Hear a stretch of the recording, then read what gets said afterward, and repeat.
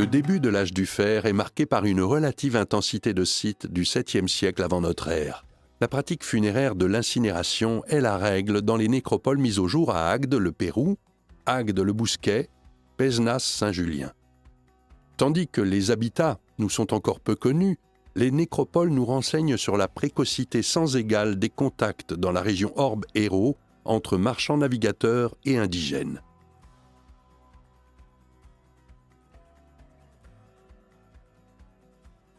Parler du funéraire sur 8000 ans dans notre région de la basse vallée de l'Hérault oblige à faire des choix. Et on va donc se focaliser sur la période de transition du 7e, 6e siècle, où de nombreuses nécropoles à incinération ont été mises au jour dans notre partie, dans la basse vallée de l'Hérault. On va parler de la nécropole du Pérou à Agde, qui a été exhaustivement fouillée et complètement étudiée, fouillée par André Nickels, et qui, au milieu des 180 tombes qui la composent, avec des milliers de vases qui y sont déposés, a montré 4 vases d'importation grecque, 3 coupes corinthiennes, comme celle-là, et donc qui témoignent de façon absolue des premiers contacts entre les autochtones et les marins navigateurs grecs de cette période. La proto-histoire connaît des changements importants. En effet, la fréquentation des côtes par les navigateurs méditerranéens se traduit avant notre ère au 7e siècle et au tout début du 6e siècle par une mutation des habitats qui laisse percevoir un changement important dans l'équilibre du peuplement local. Daniela Ugolini, archéologue, nous explique le processus de colonisation grecque sur Béziers et Agde. Eh bien, nous sommes à Agde. Et on sait depuis longtemps que Agde a été une ville de Marseille, mais on sait depuis moins longtemps qu'elle a été d'abord une ville de la colonie grecque de Rhodes, que les Rhodiens ou les Doriens ont construit vers la fin du 7e siècle sous l'actuelle ville de Béziers. Car les Rhodiens, Doriens, fréquentaient notre côte et ils sont entrés en contact avec des indigènes, chose de laquelle nous avons trace dans les tombes indigènes de cette période, de la commune d'Agde, entre autres. Donc il s'agit des vases plus anciens, d'origine grecque, qui ont été trouvés dans le Midi. Les Grecs donc, ont trouvé manifestement une raison de s'installer ici. Ils ont choisi la colline de Béziers. Et à partir de là, ils ont eu besoin de la collaboration des indigènes pour mener leur train et leur commerce.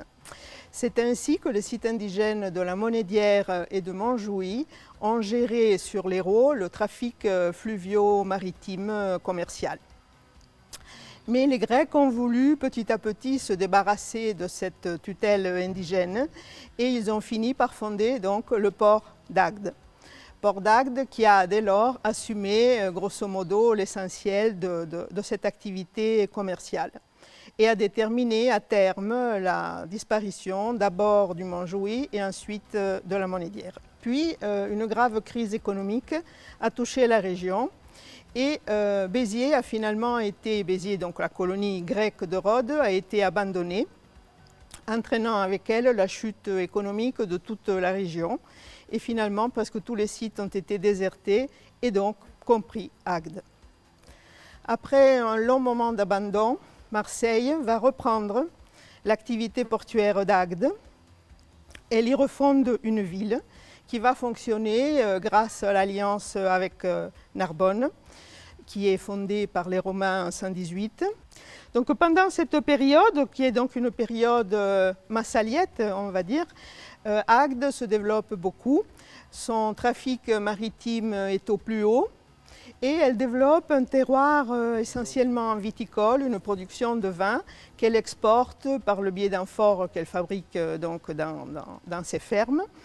Et c'est une petite ville d'une extrême activité économique. Mais malheureusement, la chute de Marseille sous le siège de César et puis l'ouverture du port de Narbonne font que Agde, petit à petit, perd de son intérêt et finalement, elle est abandonnée dans le courant du 1er siècle de notre ère et ne sera pas une ville impériale du Midi.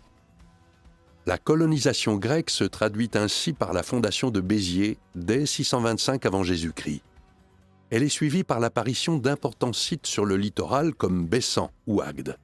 Entre la fin du IIe siècle et la fin du 1er siècle avant notre ère, l'affirmation de Rome en Méditerranée se solde par la conquête de la Gaule et va affecter l'ensemble des aspects matériels et certainement aussi religieux, idéologiques, politiques des populations locales de la fin de l'âge du fer. Dans la seconde moitié du VIe siècle avant notre ère, nous constatons essentiellement des sites groupés situés sur les hauteurs, à Agde, Bessan, Florensac, Aume, Pézenas. Montjoly est un site de la basse vallée de l'Hérault, occupé à l'âge du fer entre 575 et 475, soit un siècle. Il est implanté au carrefour de plusieurs voies importantes, et c'est ce qui fait sa singularité. Il a été occupé par une population gauloise qui a mis en place donc une fortification extrêmement puissante, sans doute même ostentatoire, dans la mesure où on a affaire à de puissants fossés qui ont été creusés, une puissante fortification, avec deux systèmes d'entrée, un à l'ouest vers la vallée de l'Hérault, avec des dispositifs d'entrée un peu complexes, et un vers le sud, donc en direction d'Agde.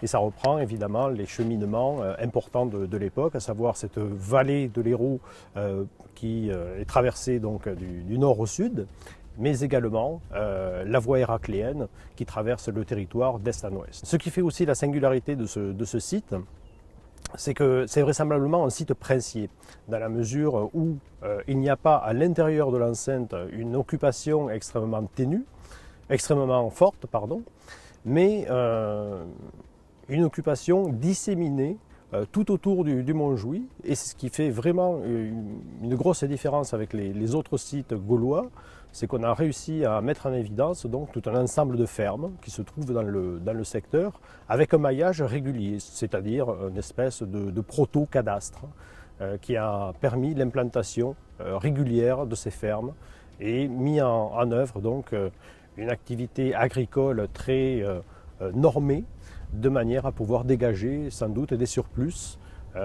et bien sûr agrémenter donc les possibilités de commerce. À la même période, apparaissent dans les campagnes des petites fermes ayant une courte occupation. En effet, elles disparaissent toutes vers le début du Ve siècle. Le IVe siècle est représenté surtout à Agde et Saint-Ibéry, alors que le IIIe siècle marque une période de désertification.